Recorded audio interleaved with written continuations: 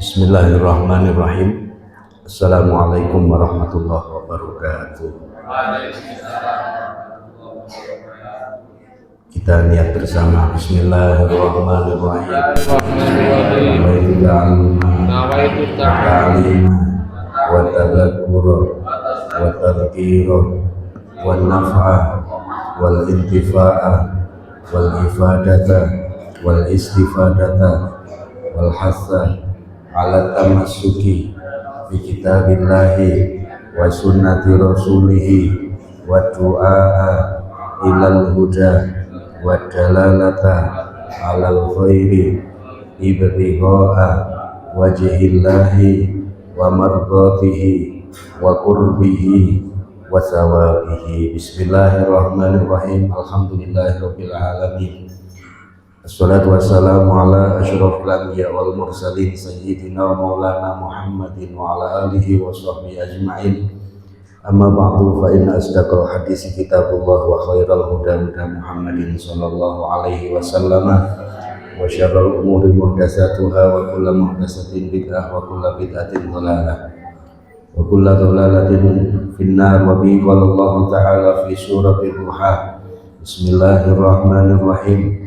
Wadduha wal laili idza saja ma wadda'aka rabbuka wa ma qala walal akhiratu khairul laka minal ula wala sawfa yu'tika rabbuka fatarda. Alam yajidka yatiman fa'awa wa wajadaka dhallan fahada wa wajadaka 'ailan fa'aghna fa ammal yatima fala taqhar wa amma sa'ila fala tanhar wa amma bi ni'mati rabbika fahaddits. Bapak Ibu hadirin, kita akan langsung lanjutkan kajian kita surat Ad-Duha. Surat Ad-Duha makiyatun wa hiya ihda asyarata ayatan. Utawi surat Ad-Duha iku ana iku makiyatun bangsa Makkah tumurune wa hiya hale utawi surat Ad-Duha iku ida hasyarata ayatan ono 11 apane ayatan ayate. Bismillahirrahmanirrahim. Wal duha demi waktu duha, wal laili demi waktu wengi idza saja ing dalem nalikane nutupi apa bengi nutupi apa lain. Ma wadda'aka ora ninggal ing sira sapa rabbuka pangeran sira. Wa ma qalalan ora geding sapa rabbuka ing sira. Walal akhiratu yakti utawi akhirat iku khairun luwih bagus laka keduwe sira minal ula tinimbang saking pertama kawa dunya. Wala sawfa yu'tika lan yakti bakal maringi ing sira sapa rabbuka pangeran sira fatarda mongko nuli ridho sapa sira. Alam yajidka ono to ora nemu sapa rabbuka ing sira yatiman hale yatim fa'awa mongko napa niku ngingoni sapa rabbuka ing sira. Wa wajadaka lan nemu sapa rabbuka ing sira dolan hale wong kang ora ngerti, wong kang kesasar fahada mongko nuli nuduhake sapa rabbuka ing sira. Wajadaka lan nemu sapa rabbuka ing sira ailan hai fakir fa agna mongko nuli nyukihake sapa rabbuka ing sira. Fa amal yatim memukana utawi wong kang yatim fala takahar mongko sepisan-pisan gawe susah sapa sira. Wa amma sa'ilalan anapun utawi ing wong kang jaluk-jaluk fala tanhar mongko aja nyentak-nyentak sapa sira. Wa amma bi nikmati rabbika lan anapun kelawan nikmati pangeran sira fahadis mongko nyritakake sapa sira. Bapak Ibu hadirin, kita akan lanjutkan kajian tentang surat juz amma surat Ad-Duha. Surat Ad-Duha jumlah ayatnya ada 11, diturunkan di Makkah. Wadduha wal laili idza saja ma wadda'aka rabbuka wa ma qala. Khitab daripada surat Ad-Duha ini adalah Rasulullah sallallahu alaihi wasallam. Diawali dengan sumpah Allah demi waktu duha, demi waktu malam. Sekali lagi ketika beberapa hal itu dijadikan sebagai bahan sumpah, maka tentu itu adalah sesuatu yang istimewa. Ma wadda'aka rabbuka wa ma qala. Allah ketika melihat Rasulullah, kita memahami dalam sirah nabawiyah itu Rasulullah ketika usia kandungan 6 bulan sudah ditinggal oleh ayahnya. Kemudian usia 4 tahun baru saja ketemu ibunya sudah ditinggal.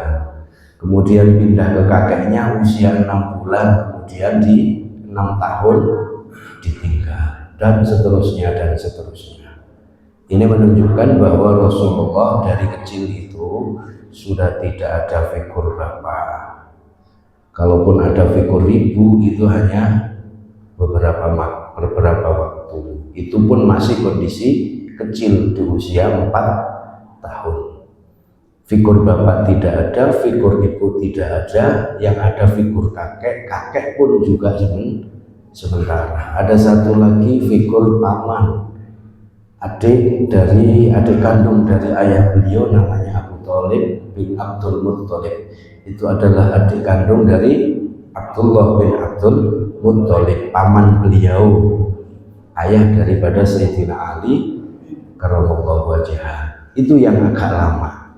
Tapi ini pun ketika begitu besar pengorbanan Abu Thalib, di detik-detik akhir beliau juga tidak mau mengikrarkan diri bersyahadat masuk Islam. Ini ujian besar bagi Rasulullah Shallallahu Alaihi Wasallam. Jadi sampai paman beliau yang paling menyayangi sekian puluh tahun bersama dengan paman beliau, suka maupun duka, detik-detik akhir pamannya juga tidak bisa masuk Islam. Itu merupakan ujian. Maka Allah tidak salah ketika di awal ini ma wadda'aka rabbuka wa ma qala. Muhammad enggak usah susah, enggak usah bingung. Allah Tuhanmu tidak akan pernah sekali-kali meninggalkan dirimu. Coba kita memahami gini. Orang ketika jadi orang baik itu pasti akan ada banyak ujian dan cobaan. Kalau ingin jadi orang baik harus banyak ujian dan cobaan. Sampai ada satu hadis dalam Mukhtarul Ahadits itu, idza aradallahu bi 'abdin khairan ibtalahu. Jika Allah menghendaki seseorang itu menjadi orang baik, dia siap-siap untuk mendapatkan ibtalahu, bala, ujian, cobaan dan lain sebagainya. Ujian, cobaan, bala itu sesuatu yang tidak enak. Kalau sudah bala bilahi itu sesuatu yang pasti menurut ukuran manusia pasti tidak enak. Pasti tidak enak. Lah, ketika Al-Qur'an mengatakan ma wadda'aka rabbuka wa ma qala. Muhammad, jangan susah, enggak usah bingung. Sekali-kali Tuhanmu tidak pernah meninggalkanmu. Sekali-kali Tuhanmu tidak meninggalkanmu. Walal akhiratu khairul laka minal ula. Endingnya pasti enak. Ketika ada awal pasti ada akhir. Ketika ada tidak enak pasti ada enak. Ketika ada enak pasti juga ada tidak enak. Itu natural. Itu merupakan sesuatu yang menjadi sunnatullah, sunnahnya Allah Subhanahu wa ta'ala. Dah, ma wadda'aka rabbuka wa ma qala walal akhiratu khairul laka minal ula. Akhirat itu lebih baik bagimu. Makna ini bisa diartikan secara umum, dunia itu tidak ada apa-apanya karena sifatnya hanya sementara. Tapi akhirat ini yang sifatnya langgeng. Kalau di dalam satu hadis, ad-dunya daru man la darolahu.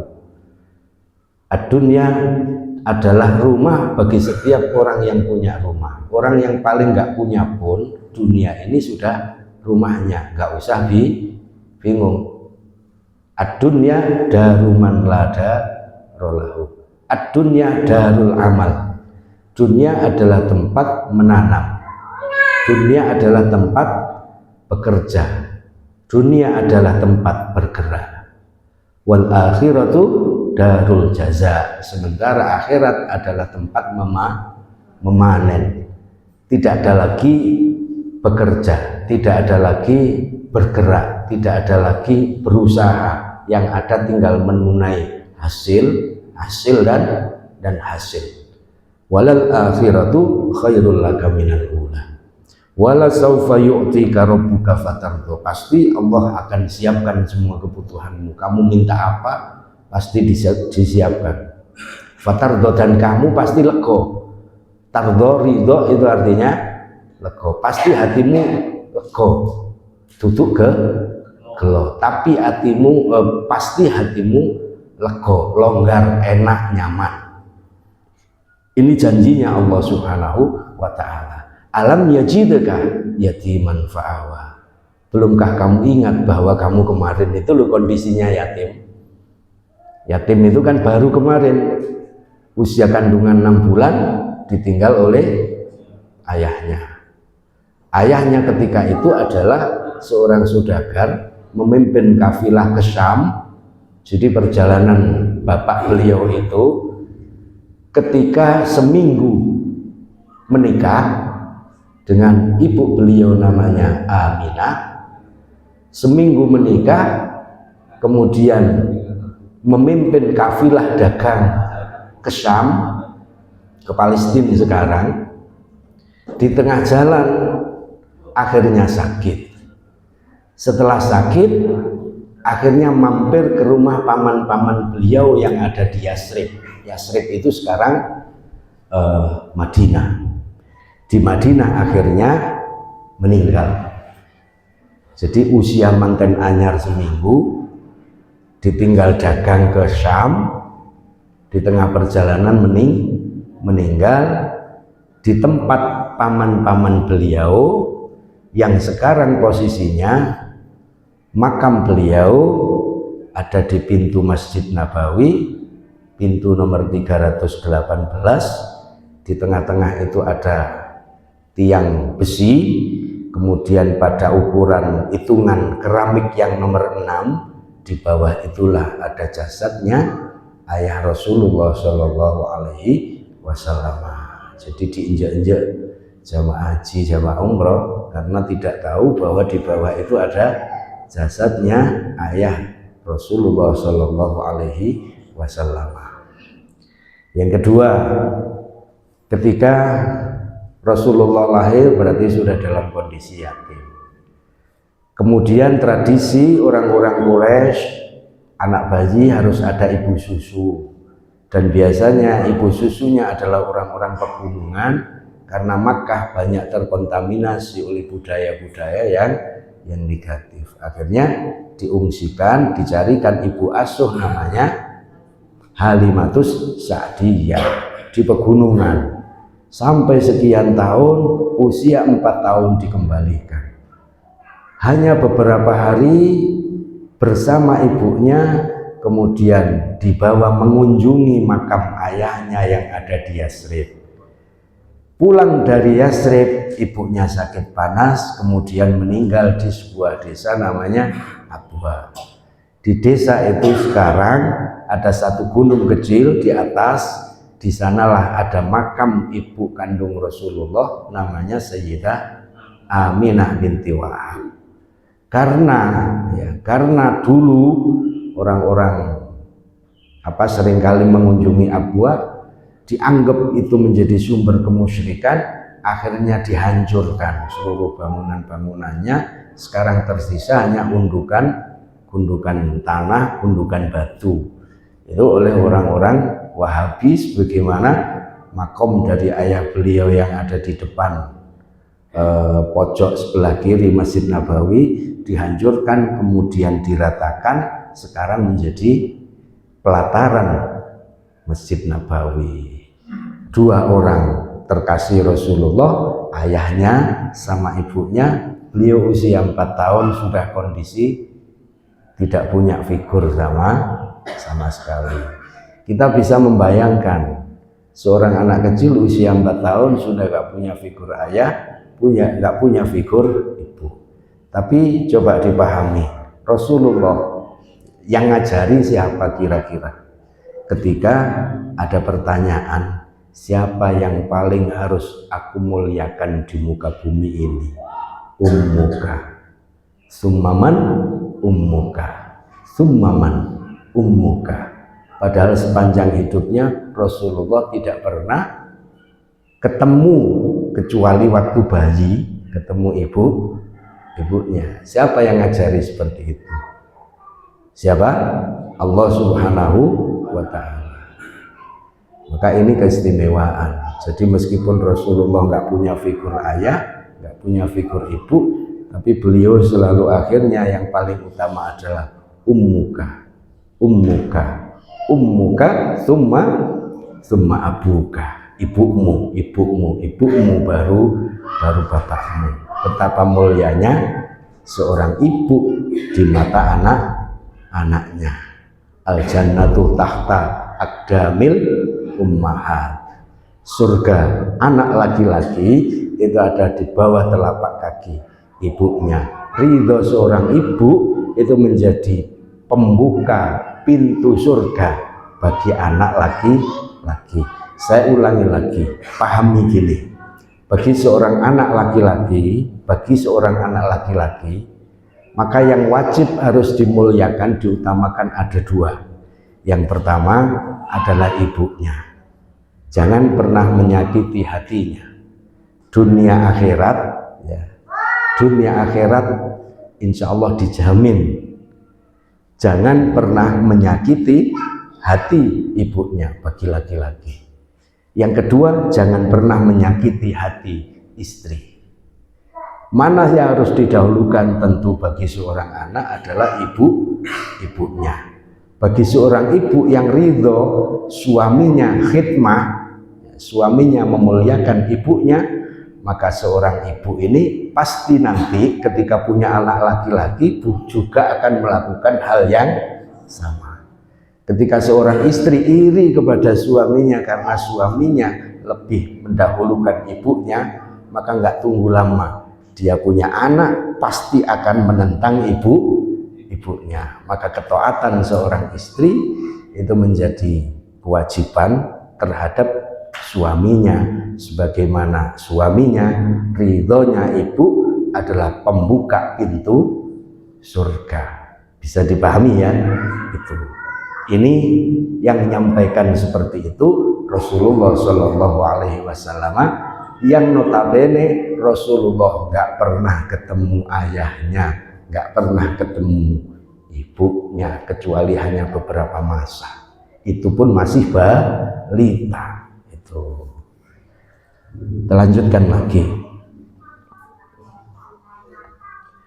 Wala saufa yu'tika rabbuka fatarda alam yajidka yatiman fa'awa wa wajadaka dhallan fahada. Lalu kemudian Tuhanmu menemukanmu dalam keadaan tidak punya apa-apa, tidak bisa apa-apa, bukan siapa. Ini dulu ketika viral ya, rame-rame urusan apa itu, ada seorang mubaligh, lalu kemudian Tuhanmu menemukanmu tersesat ya, dhallan itu artinya memang tersesat, dhallat itu tersesat, tapi makna tersesat itu sifatnya umum. Dhallun mudhil itu sesat menyesatkan, beda. Bahasa ini konteksnya adalah Allah mengajak bicara Rasulullah, wa wajadaka dhallan fahada. Lalu kemudian Tuhanmu Muhammad menemukanmu dalam keadaan tidak mengerti apa-apa, tidak tahu apa-apa, bukan siapa. Wa wajadaka ailan fa'aghna. Tuhanmu juga melihat kondisimu dulu itu punya apa? Enggak punya apa-apa, fa'aghna, lalu dibuat kaya dan lain sebagainya. Lah, ayat ini yang pertama, wa wajadaka dhallan fahada. Ini adalah amalan ini dari Syed Ahmad Al-Yamani. Ketika kita mencari sesuatu kok nggak ketemu, wiridkan ayat ini.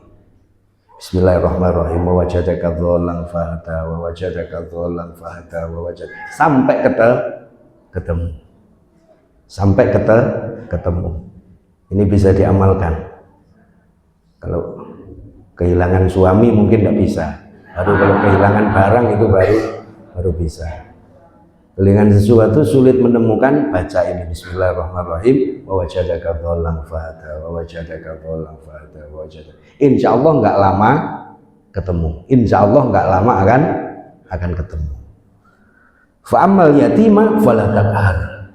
Rasulullah itu kan memang dari kecil kondisi yatim piatu.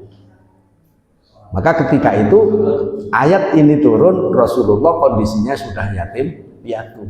Allah bilang, Muhammad fa'amal yatima fala taqhar. Jangan disia-siakan. Ojo saenake dhewe, ya. Ojo saenake dhewe. Saya kemarin sempat ngomong pas apa pengajian, bahwa kesuksesan Sayyidina Utsman bin Affan, wakaf yang beliau sumur yang beliau wakafkan sekian ribu tahun yang lalu itu bisa lestari sampai saat ini karena dalam setiap hasil dari usaha sumur yang hanya satu itu, dulu beli sumur satu, kemudian sumur ini akhirnya bisa merambah melebar, ada perkebunan kurma, dari perkebunan kurma bisa ada hasilnya, kemudian ada sampai sekarang ada namanya Funduk Utsman bin Affan, hotel-hotel Utsman bin Affan, ada banyak hotel di Madinah, dan bahkan Utsman bin Affan itu memiliki buku rekening atas nama beliau, namanya buku rekening, buku tabungan Utsman bin Affan. Dalam setiap tahun usaha beliau ini, usaha Utsman bin Affan ini, satu untuk yatim piatu. Hasil daripada operasional bisnisnya Utsman bin Affan itu yang pertama untuk yatim piatu, untuk membayar SPP anak-anak sekolah itu. Yang kedua untuk fakir miskin. Yang ketiga baru untuk modal. Jadi dibagi menjadi tiga. Sepertiga yang pertama fakir miskin, sepertiga yang kedua untuk sepertiga yang pertama untuk yatim piatu, sepertiga yang kedua untuk fakir miskin, sepertiga yang ketiga untuk permodalan lagi. Dan itu terus berlangsung sampai detik ini, sampai 1400 sekian tahun yang lalu lestari. Ini yang sungguh-sungguh namanya wakaf. Inilah yang disebut di dalam bahasanya Rasulullah, idza matal insan in qata amaluhu illa bi salah satunya adalah sedekatin jariyatin. Ini yang disebut dengan sedekah jariyah, namanya perwakafan. Begitu juga ada seorang Aceh namanya Abdurrahman. Abdurrahman karena orang Aceh maka punya gelar lakop Al-Asyi. Asyi itu Aceh. 200 tahun yang lalu beliau beli tanah di Makkah. Sekian meter di samping Masjidil Haram. Karena ada pelebaran Masjidil Haram, maka tanah ini diganti dengan tanah yang lebih luas. Setelah tanah lebih luas, kemudian bisa dibangun perhotelan.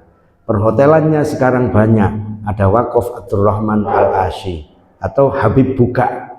Habib Buka itu Al-Asyi, orang Aceh, mewakafkan sebidang tanah. Sekarang sudah menjadi banyak hotel, dan setiap tahun setiap jamaah haji yang dari Aceh itu pasti mendapatkan uang ya dari hasil wakafnya ini. Karena apa? Karena perwakafannya dulu dikhususkan, ini saya wakafkan untuk orang-orang Aceh ya yang pergi ke Makkah. Maka sampai detik ini setiap orang Aceh yang ke Makkah, terutama ketika haji, mereka akan mendapatkan uang hasil wakaf dari sesama orang Aceh 200 tahun yang lalu, namanya Abdurrahman Al-Asyi atau Habib Buka. Berapa nominalnya? Terakhir 2025 kemarin per orang itu 2.000 rial. 2.000 rial itu kalau dikuruskan dengan rupiah saat ini 8.700.000 satu orang. Padahal kuota jamaah haji Aceh itu tiap tahun 4.000 jamaah. Berarti 4.000 kali 8.700.000 sudah berapa gitu. Satu orang sekian tahun, ratus tahun yang lalu sudah meninggal, tapi masih bisa ya, memberikan cuma-cuma orang yang masih hidup. Utsman bin Affan sekian ribu tahun yang lalu sudah meninggal, sampai detik ini masih bisa bayari SPP anak-anak sekolah. Ya. Yang meninggal saja itu masih bisa bayari SPP. Yang masih hidup suruh bayar SPP nggak mau. Itu kan kebalik, ya. Kan kebalik. Yang masih hidup itu aja kalau suruh bayar SPP, nunggu kesadarannya nggak sadar. Wong ditagih aja nggak bayar, apalagi nunggu kesadarannya. Apalagi ketika ada program pemerintah yang ada bos, ada ini. Akhirnya wali murid itu lebih cenderung gini, protes lah, uang bosnya pakai apa kok masih disuruh bayar ini, bayar itu gitu. Ini bedanya orang dulu dengan orang sekarang. Bedanya kita dengan mereka. Sudah. Wajadaka dhallan fahada wa wajadaka ilan fa'agna fa ammal yatima falatanhar wa ammas sa'ila falatanhar. Ini as-sa'il itu artinya para peminta. As-sa'il itu artinya peminta. Pantangannya Rasulullah ya, bahkan sampai dilaknat, orang yang masih segar bugar mampu melakukan apa-apa dia menjadi pengemis, itu dilaknat. Maka seburuk-buruk pekerjaan itu ya peminta. Tapi ketika ada peminta, kita jangan pernah menyia-nyiakan. Jangan pernah menyia-nyiakan. Kalaupun tidak ngasih, jangan dibentak. Meskipun itu seburuk-buruk pekerjaan. Ya. Jadi kalau di dalam Al-Quran itu kan apa itu namanya? Lisa'ili wal mahrum wa fi amwalihim haqqun lisa'ili wal mahrum.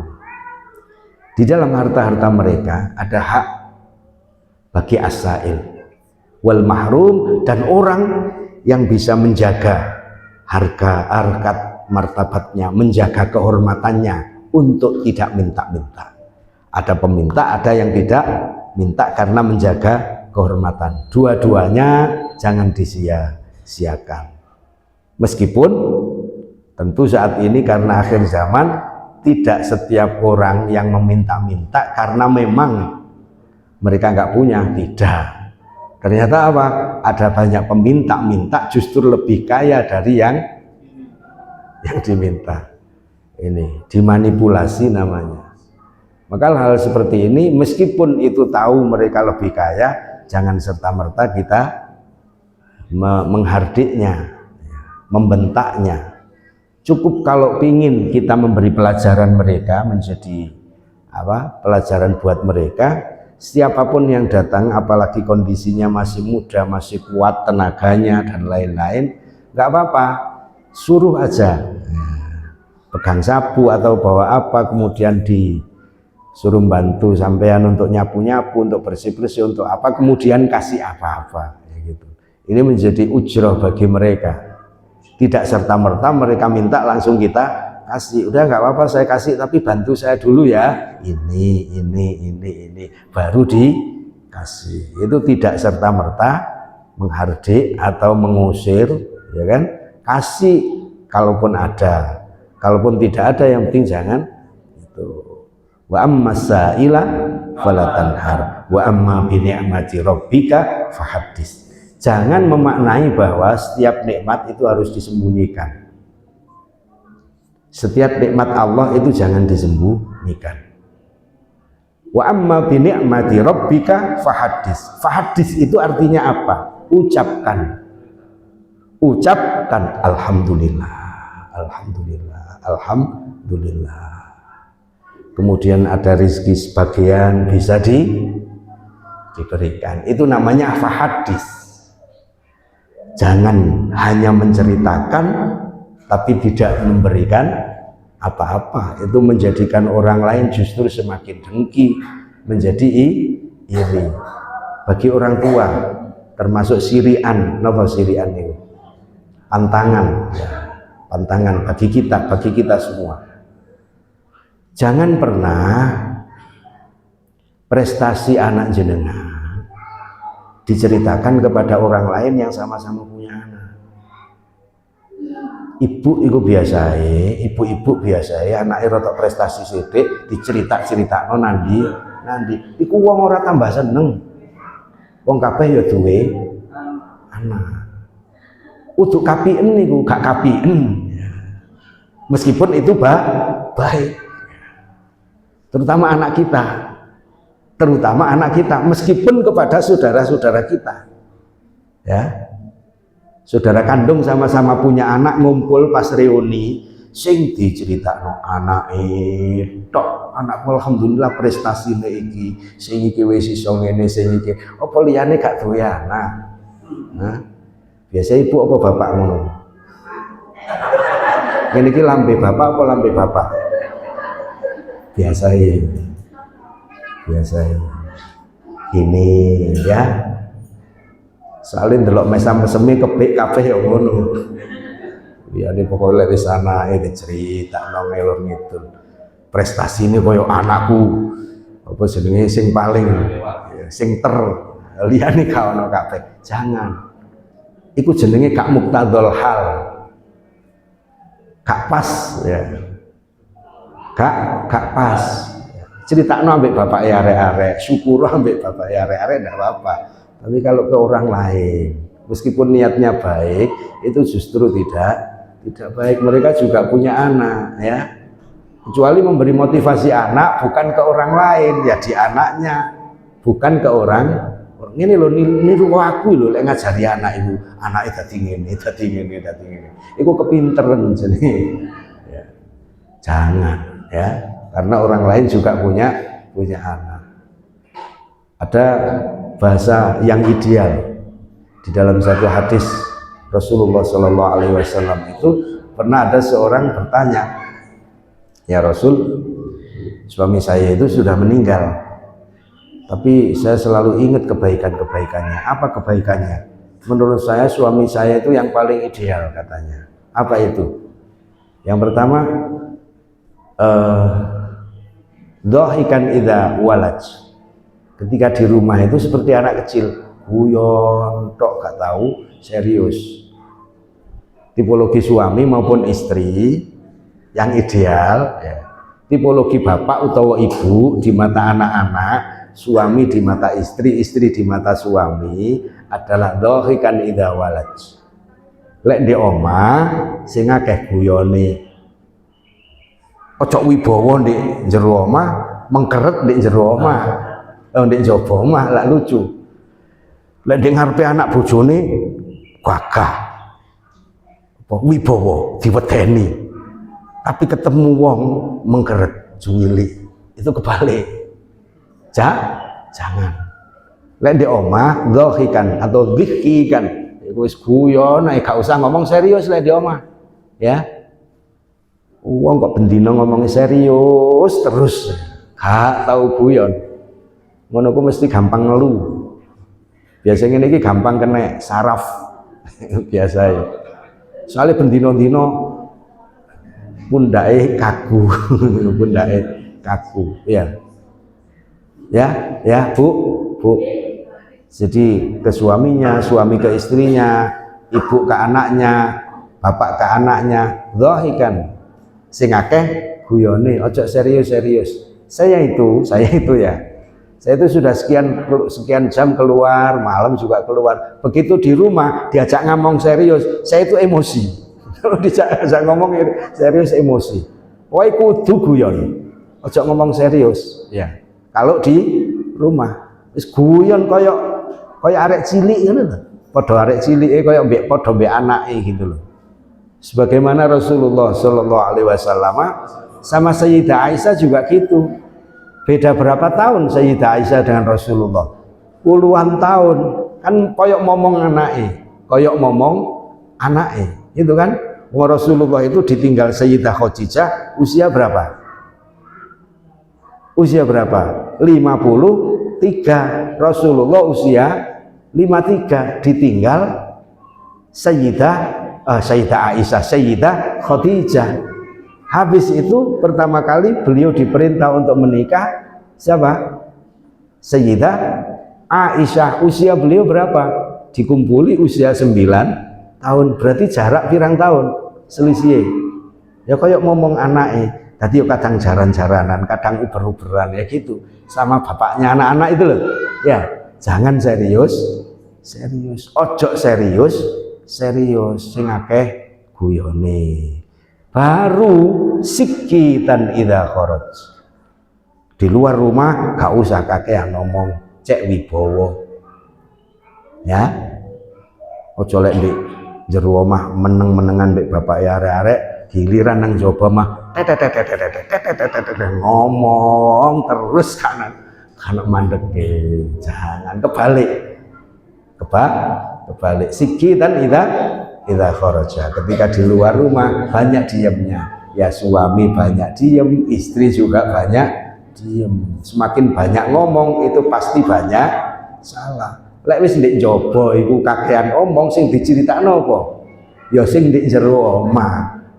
Berarti kan tidak baik. Termasuk juga ini media-media itu. Jangan mudah terpancing dengan media yang sekarang ini. Media itu lebih banyak sebagai alat provokasi. Media itu menjadi alat provokasi. Meskipun tekok WA tulisan tok itu ya lek gak dibijaki ya dadi masalah. Sayang ambil sayang itu beda enggak? Sayang beda enggak? Ya beda. Tulisannya podo. Lek tulisan podo itu garai masalah. Udah sikitan idza kharaja. Yang ketiga apa itu? Ada 4 hal. Satu, dhahikan idza walaj, sikitan idza kharaj, akilan mawajad. Gak kakean ngomong, gak kakean takon sing ono ya wis dipangan. Kok kurang uyah, yang juga uyah dhewe ditambahi ya gitu. Ya suami ya istri, tapi biasanya ini bapak-bapak apa ibu-ibu ini biasa. Akilan mawajah sing ono iku nanti waduh mangan kok pecel tok mulai biyen sampai pecel ya wis sing ono iku dipangan. Kok kurang asin ya njupuk asin. Kok kasinen ya tambah ono banyu lah wis kan enak. Meskipun saya juga sulit seperti itu ya. Iku yang ngandani aku dhewe ya biasanya. Terus yang terakhir la tasal amma faqad. Kemudian tidak bertanya sesuatu yang enggak ada. Wong gak ono kok ditakokno. Gak ono iki ya, Ya sing ono iku nikmatono. Ojo takon sing gak ono. Ini suami maupun istri yang ideal menurut Rasulullah Shallallahu Alaihi Wasallam. Apa tadi? Apa mang? Lek di omah gak usah serius, sing akeh guyone. Bapak ya arek kok dijak ngomong, Pak, oleh ngaji, lek wis di omah gak usah seneng petentengan. Gak usah petentengan. Baru ketika di luar rumah harus wibawa. Jaga muru'ah. Ono wibawone. Kemudian akilam mawajat sing ono dinikmati. Walatas al amma faqad. Terus ora kakean takon sesuatu yang tidak ada. Sing ono dinikmati, gak usah takon sing ora ono lah enak. Meskipun berat ya, Udah. Ada yang ditanyakan? Enten boten. Saya itu yang belum dong sampai sekarang ya. Belum dong sampai sekarang itu batasan perempuan haid itu berapa? Akol yang paling sedikit itu berapa? Iya. Sedikit itu loh waktunya haid itu berapa? Jadi andaikan sekarang keluar 1 tetes, ya, nunggu sampai kapan?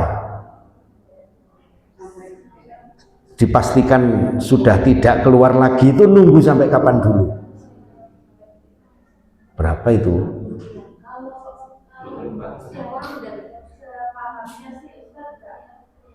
Kalau cuma nunggu aja mungkin berapa jam saja terus dicek pakai isu atau apa sih? Kalau memang sudah Kalau aqalluhu yauman walailah, sedikitnya adalah sehari semalam, itu artinya andaikan hanya keluar 1 tetes, apa dianggap harus nunggu sehari semalam dulu? Besok kalau sudah nggak keluar berarti bisa dipastikan selesai, bisa sholat gitu loh, gitu kan? Bukan nunggu 1 tetes kemudian nanti maghrib atau isya kok sudah nggak keluar terus mandi terus sholat, bukan, tapi nunggu sehari semalam gitu ya. Bukan tiap orang beda, bukan, secara umum. Dan standarnya aqallul haidhi yaumun walailatun, minimal haid itu masanya adalah sehari semalam. Wa aktsaruhu, paling lama 15 hari, lebih dari itu disebut dengan istihadhah. Ketika haid dilarang keras, banyak larangan-larangan, ya kan? Banyak larangan-larangan. Ketika sudah suci dia harus mandi besar. Ketika istihadhah ini bukan lagi darah haid tapi darah penyakit. Lah gimana dengan kewajiban sholatnya? Dia tetap wajib sholat.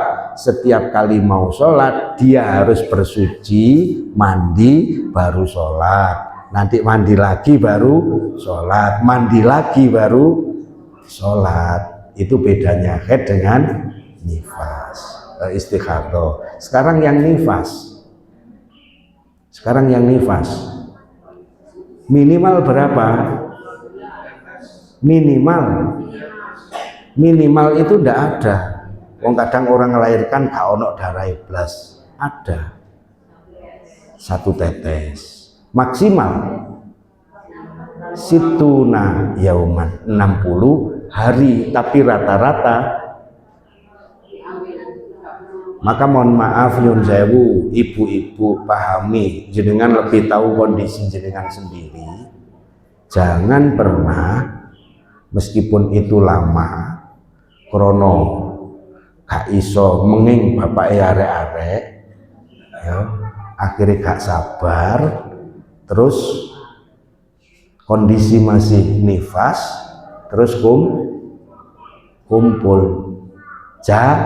Jangan, pastikan dulu nifas, maksimal suwene swidak, kok swidak dino kok sik metu, bukan lagi darah nifas tapi darah istihadhah.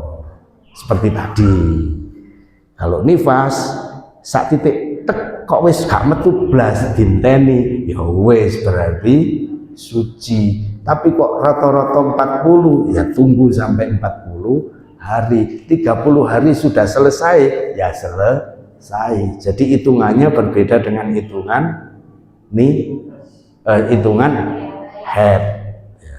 Ini jenengan punya santri perempuan, kewajiban jenengan untuk menyampaikan dari usia kapan anak-anak putri itu sudah standar keluar haidnya. Usia 9 tahun. Kenapa usia 9 tahun? Ini standarnya mengikuti standarnya Sayyidah Aisyah radhiyallahu anha ketika dikumpuli sama Rasulullah itu sudah kondisi dewasa, sudah haid itu 9 tahun. Lah anak-anak TPQ biasanya paling besar berapa usianya? Lebih dari 9 kan?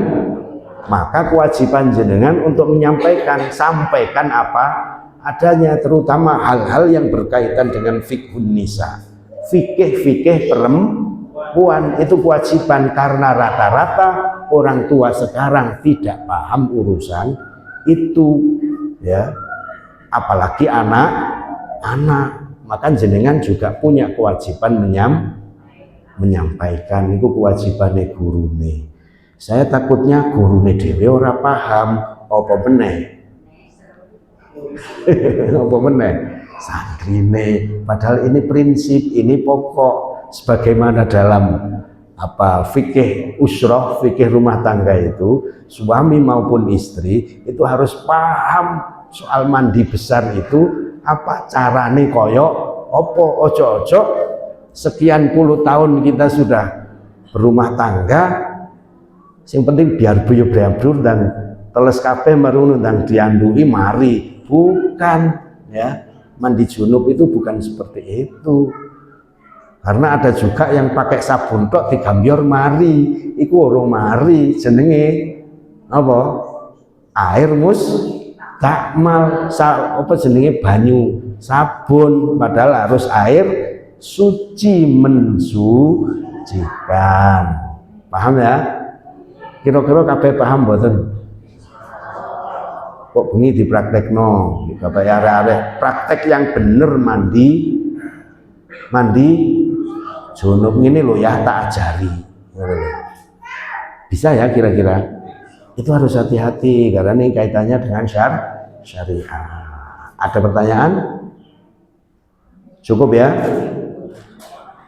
Wallahu a'lam bishawab. Subhanakallahumma bihamdika asyhadu an la ilaha illa anta astaghfiruka wa atubu ilaik.